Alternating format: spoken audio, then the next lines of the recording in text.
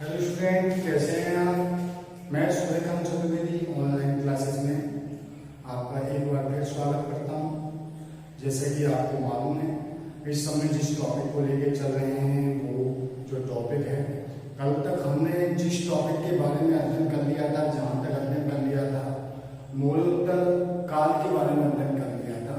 और मौर्योत्तर काल के अंदर हमने कुषाण वंश के बारे में पढ़ा था।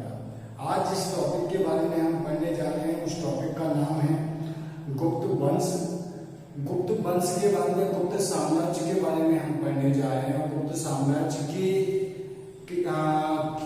को अगर देखा जाए तो भारत का स्वर्ण युग कहा जाता है।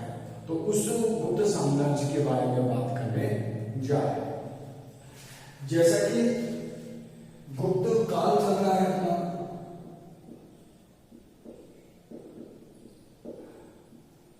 गुप्त काल अगर बात की जाए तो विकेंद्रीकरण की शुरुआत, गुप्त साम्राज्य के बारे में बात करने जा रहे हैं। विकेंद्रीकरण की शुरुआत और गुप्त काल के अंतर्गत सबसे पहली बात मैं बताऊं, जो ये माना जाता है कि गुप्त जो थे ये कुषाणों के सामंत थे। कुषाणों के क्या थे? सामंत। कुषाणों के कौन थे? सामंत थे। गुप्त लोग कुषाणों के सामंत हुआ करते थे। इनके बारे में हम लोग समझते हैं, कुषाणों के सामंत थे। और थोड़े दिनों बाद में इन्होंने कुषाणों पर आधिपत्य कर एक नवीन साम्राज्य की नींव डाल दी थी। और उस नवीन साम्राज्य का जो नाम था वो क्या था? गुप्त काल था। क्या था? गुप्त थे। ठीक है। वे अपनी सत्ता के केंद्र को, प्रयाग को बनाकर पड़ोसी इलाकों में फैलते गए और गुप्त शासकों ने अपना आधिपत्य मध्य गंगा, प्रयाग, साकेत और मगध तक स्थापित किया। इनका जो आधिपत्य था, प्रयाग, मगध, साकेत, प्रयाग, मगध, साकेत और इसके बाद में अगर बात की जाए तो गंगा, मध्य गंगा का मैदान, मध्य गंगा का मैदान तक इन्होंने अपने साम्राज्य का विस्तार कर दिया। क्या कर लिया था? अपने साम्राज्य का विस्तार कर दिया था। शासन को केंद्रीकृत कर इन्होंने क्या किया? अपने साम्राज्य का विस्तार कर लिया। सबसे पहले अगर बात की जाए तो गुप्त थे कौन, उनके बारे में बात की जाए तो सबसे पहले हमें गुप्तों के बारे में देखना है। देखिए, विभिन्न इतिहासकारों के द्वारा गुप्तों के बारे में विभिन्न बातें कही गई हैं। इसके अंतर्गत काशी प्रसाद जायसवाल के अनुसार गुप्त जो लोग थे वो मूलतः जाट थे। काशी प्रसाद जायसवाल कहते हैं, या फिर गौरीशंकर ओझा इनको क्षत्रिय बताते हैं, तो राय चौधरी इनको ब्राह्मण मानते हैं। देखिए, जायसवाल जी इनको जाट से मानते हैं। गौरीशंकर ओझा है वो इनको क्षत्रिय मानते हैं, जो इतिहासकार हैं। उसके पश्चात राय चौधरी ब्राह्मण मानते हैं। स्मृति साहित्यों में गुप्तों को वैश्य कहा गया है, ये वैश्य थे। बात कुछ भी रही हो, लेकिन कुल मिलाकर कहा जाए तो हम कह सकते हैं एक ऐसे साम्राज्य थे जिनके बारे में जानने को, इतिहास एक ऐसा सब्जेक्ट है जिसके अंदर वंश परंपरा को जानना भी महत्वपूर्ण आवश्यक हो जाता है। बात कुछ भी रही हो, लेकिन ये कहा जा सकता है कि इस वंश ने भारतीय इतिहास के अंतर्गत अपना एक महत्वपूर्ण योगदान दिया इस गुप्त वंश के द्वारा, गुप्त काल के द्वारा।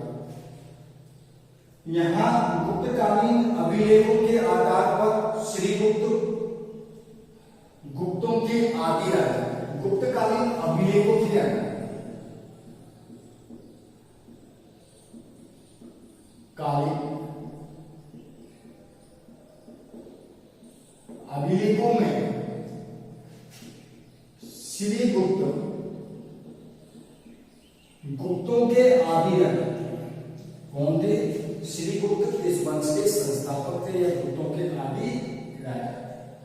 इन्होंने 240 से 280 ईस्वी तक शासन किया था। श्रीगुप्त ने जो शासन किया है 240 ईस्वी से 280 ईस्वी तक क्या किया है? शासन किया है। क्या किया है? शासन किया है। उसके बाद महाराज की उपाधि को इनके द्वारा क्या किया गया है? धारण किया गया है। कौन सी उपाधि को धारण किया गया है? महाराज की उपाधि।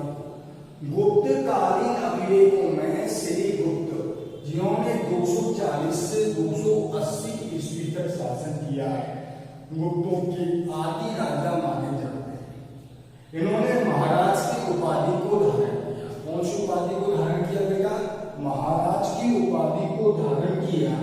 और श्रीगुप्त के पश्चात उसका पुत्र घटोत्कच शासक हुआ, जिसने 280 से 319 तक शासन किया। श्रीगुप्त के बाद घटोत्कच शासक हुआ। ठीक है, इसने 280 से 319 ईस्वी तक शासन किया।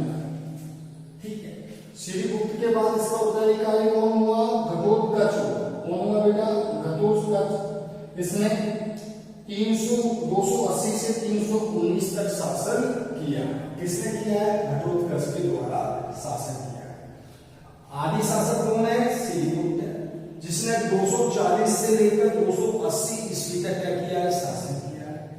उसके पश्चात में इसके द्वारा जो उपाधि धारण की गई वो कौन सी थी? महाराज की उपाधि। इसके पश्चात में जो आया है वो कौन आया? घटोत्कच शासक हुआ। इसने 280 से 319 ईस्वी तक क्या किया है? शासन किया है। जैसा कि बेटा मैं आपको बताना चाहूंगा, इनके बाद में आया चंद्रगुप्त प्रथम। कौन आया? चंद्रगुप्त प्रथम।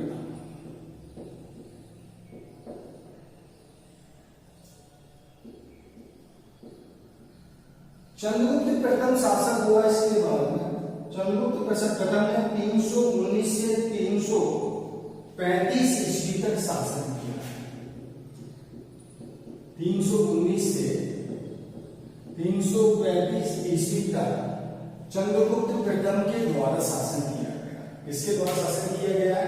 चंद्रगुप्त प्रथम के द्वारा शासन किया गया 319 से 335 ईस्वी तक। ठीक है बेटा, इनके बारे में गुप्त वंश के प्रथम विशिष्ट शासक हुए। ये क्या हुए? गुप्त वंश के प्रथम विशिष्ट शासक हुए। इनके द्वारा जो उपाधि धारण की गई उसका नाम है महाराजा धीराज। कौन सी उपाधि धारण की गई? महाराजा धीराज की उपाधि इनके द्वारा धारण की गई। कौन सी उपाधि धारण की गई बेटा? महाराजा धीराज की उपाधि इनके द्वारा धारण की गई। चंद्रगुप्त प्रथम इस वंश के सबसे प्रसिद्ध शासक है। इस वंश के प्रथम प्रसिद्ध शासक है। इनके द्वारा महाराजा धीराज की उपाधि धारण की गई। चंद्रगुप्त ने वैशाली के प्राचीन निचले वंश की राजकुमारी कुमार देवी के साथ विवाह किया। अब चंद्रगुप्त ने जो विवाह किया, क्या किया बेटा? विवाह लिच्छवियों की राजकुमारी कुमार देवी के साथ में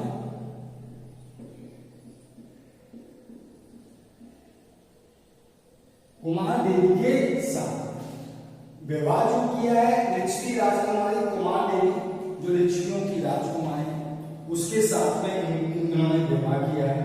इन्होंने अपना राज्यारोहण की स्मृति में 319-320 में जब इनका राज्यारोहण हुआ है, क्या हुआ है? राज्यारोहण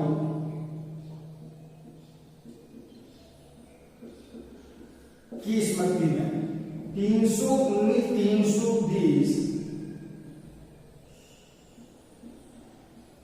ईस्वी के अंदर एक संवत चलाया। इस संवत को गुप्त संवत के नाम से जाना जाता है।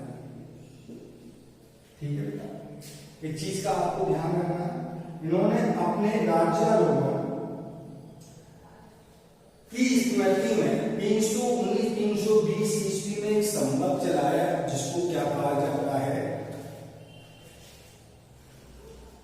जो संवत चलाया उस संवत को जो कहा जाता है गुप्त संवत कहा जाता है। दोबारा से देख लीजिए, इनके बारे में दोबारा से बता दूं मैं। लिच्छवी वंश वैशाली के प्राचीन वंश है लिच्छवी वंश।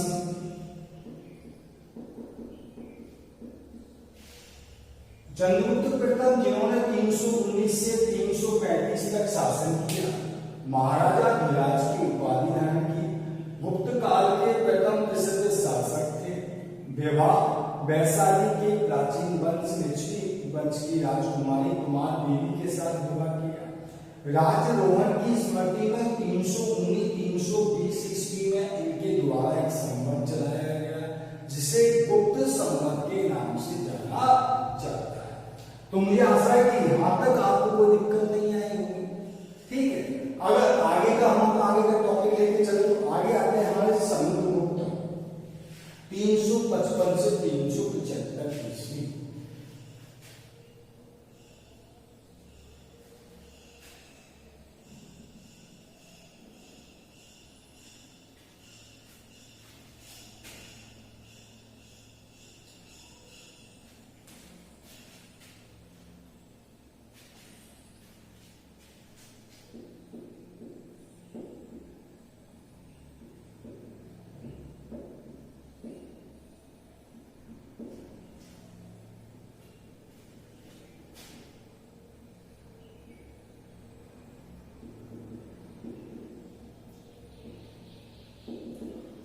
समुद्रगुप्त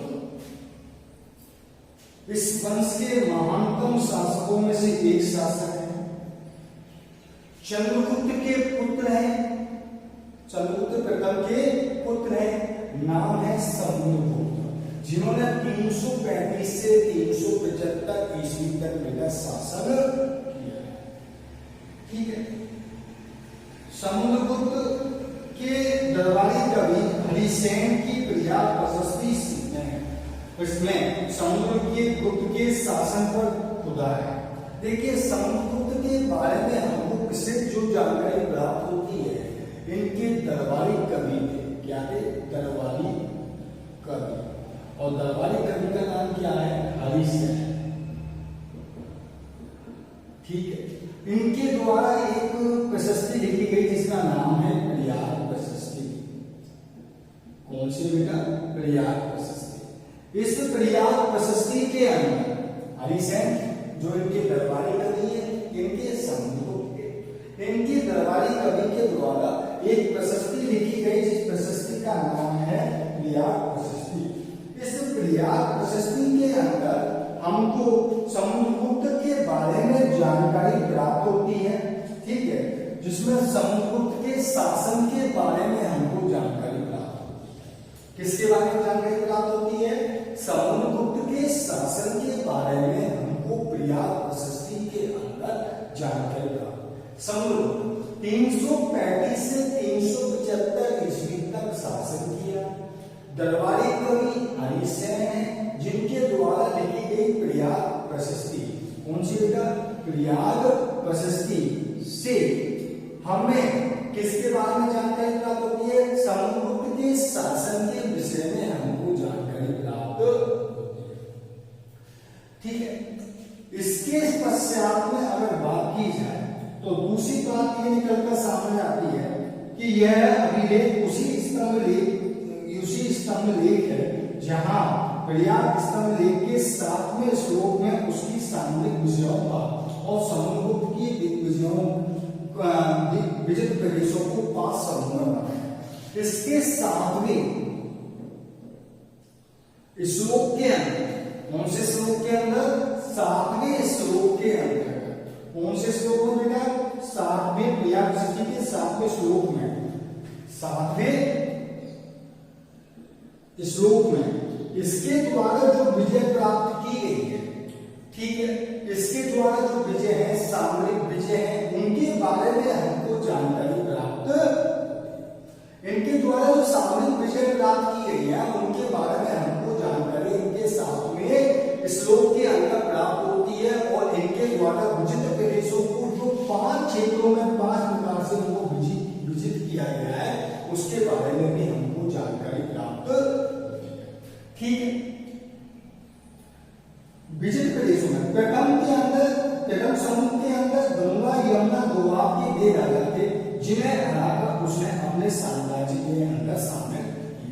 अब देखिए प्रथम समूह के अंदर कौन थे? प्रथम समूह के अंदर गंगा, यमुना, दो आपके वे राजा थे जिन्हें पराजित कर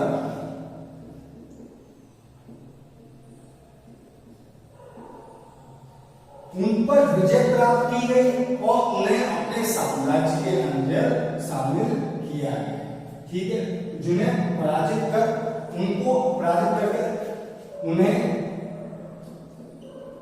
अपने साम्राज्य में मिला। ठीक है, गंगा यमुना दो आपके वे राजा थे जिनको पराजित कर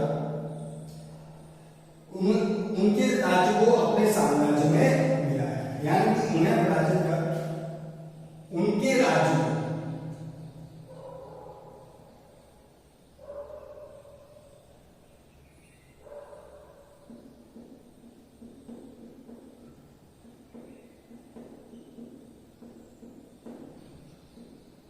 राज्य को अपने साम्राज्य के अंदर मिलाया।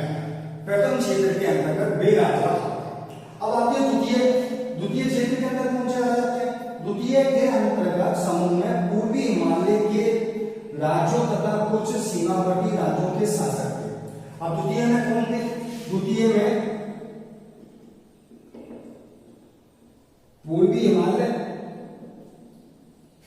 और कुछ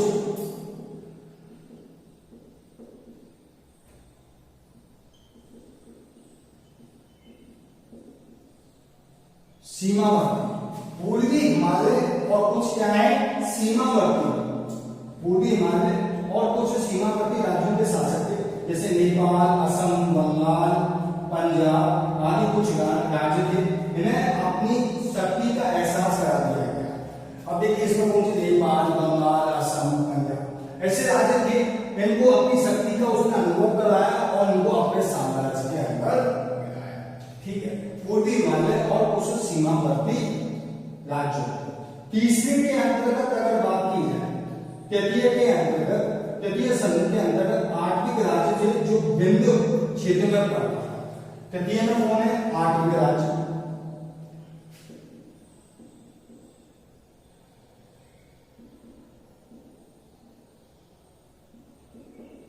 जो काम करते हैं विंध्य क्षेत्र में।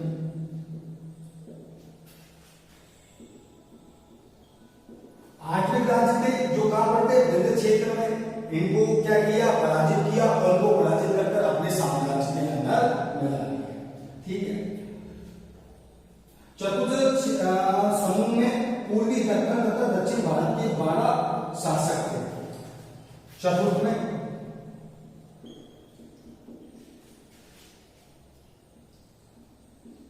पूर्वी, दक्षिण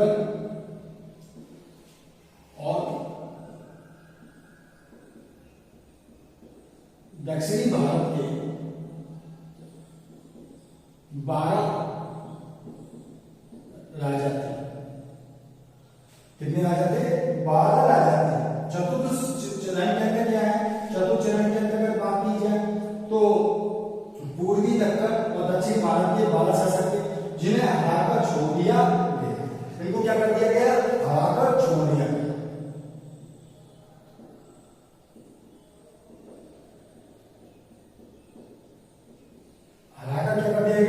छोड़ दिया गया। पांचवा जो समूह था जिसके अंतर्गत वे शासक थे, पांचवें समूह के अंतर्गत शकों और कुषाणों के नाम।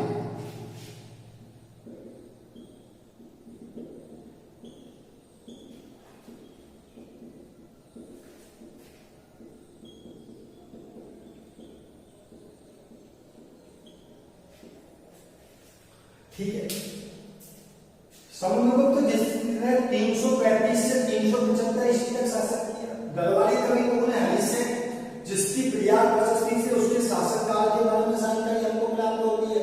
किसके शासनकाल के बारे में?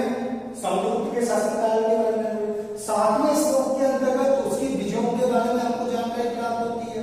उसके द्वारा विजित किए गए प्रदेशों को 5 आधार पर उसने विजित किया।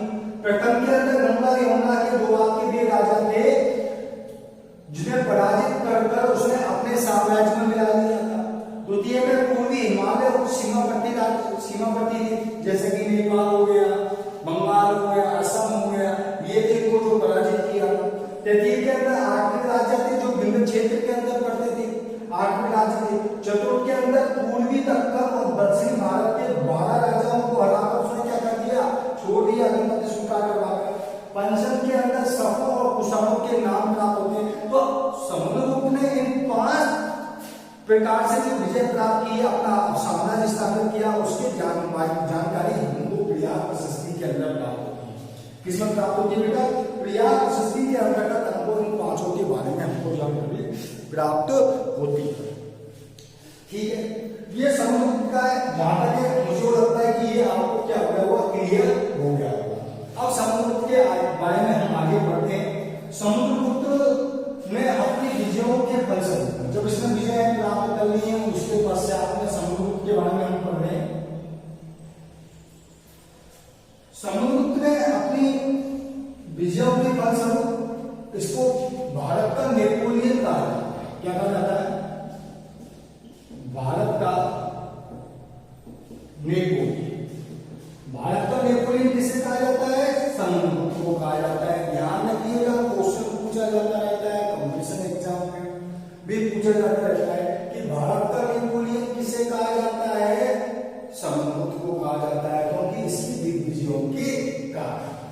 दूसरी बात अगर बात की जाए तो प्रयाग प्रशस्ति की जो रचना हुई है वो संस्कृत के अंदर हुई है। किसकी रचना? प्रयाग प्रशस्ति।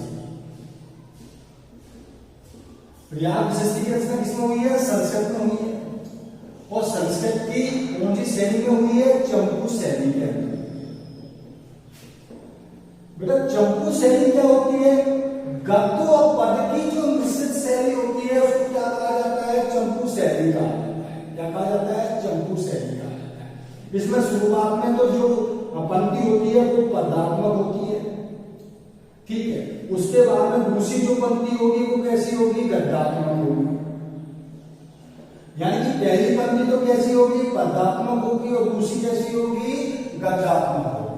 प्रयाग प्रशस्ति संस्कृत भाषा के अंतर्गत लिखी गई है। जो इसको जो रचना की गई है इसकी चंपू शैली के अंदर की गई है, यानी कि पदात्मक और गद्यात्मक की मिश्रित शैली। पहले गद्यात्मक आती है और उसके बाद में गद्यात्मक आती है। इस तरीके से इसकी रचना की गई है, ठीक है। उसके पश्चात में इसमें समुद्रगुप्त के अतिरिक्त अशोक, जहांगीर तथा बीरबल का भी उल्लेख है।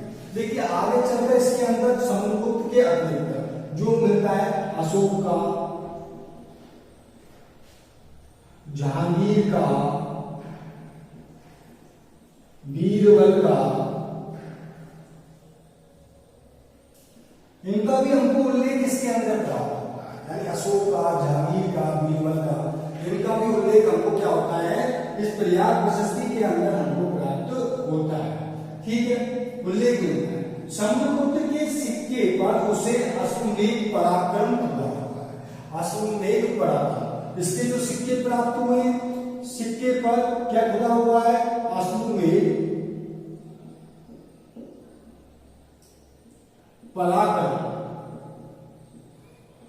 इसके सिक्कों पर खुदा हुआ है। क्या खुदा हुआ है? अश्वमेध पराक्रम इसके सिक्कों पर खुदा हुआ है, जो कुछ और पुष्प पर सम्राट को वीणा बजाते हुए दिखाया गया है। क्या बजाते हुए दिखाया गया है? वीणा वादन करते हुए।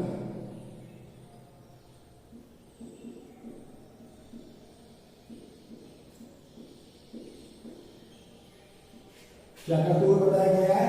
वीणा वादन करते हुए उसको बताया गया है, दिखाया गया। यानी कि अश्वमेध पराक्रम यानी उसकी विजय से, वीणा वादन यानी कि उसका किस हिसाब से अगर देखा जाए तो उसका संगीत के प्रति जो प्रेम है उसके बारे में भी इसके सिक्कों से हमको पता चलता है कि वह संगीत के प्रति भी उसका प्रेम था। दूसरी चीज अगर बात की जाए, चीनी स्रोतों के अनुसार श्रीलंका के शासक नेक बर्मन ने समुद्रगुप्त से गया में बौद्ध मठ बनवाने की अनुमति मांगी। श्रीलंका का शासक था, इसका नाम क्या है? नेक बर्मन। श्रीलंका का शासक का नाम क्या है? नेक बर्मन।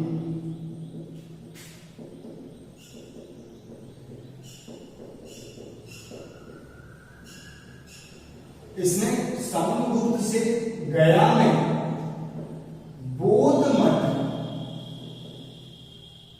बनवाने की क्या मांगी थी? अनुमति मांगी थी। उसने अनुमति मांगी कि मैं गया के अंतर्गत बौद्ध मठ बनवाना चाहता हूं, ठीक है। समुद्रगुप्त अपने को लिच्छवी लोहित कहकर गर्व महसूस करता ये अपने आप क्या कहता था, लिच्छवी दोहिता, लिच्छवी दोहिता।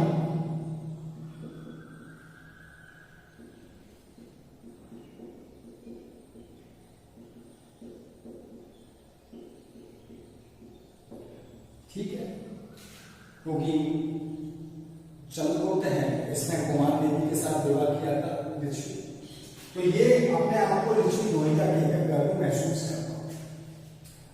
तो ठीक है बेटा, प्रिया प्रशस्ति के बारे में बता दिया आपको, समुद्रगुप्त के बारे में बता दिया। आपका जो टॉपिक है आज समुद्रगुप्त तक लेते हैं। कल हम चंद्रगुप्त द्वितीय, जिनको इतिहास में चंद्रगुप्त विक्रमादित्य के नाम से भी जाना जाता है, उनके बारे में पढ़ेंगे।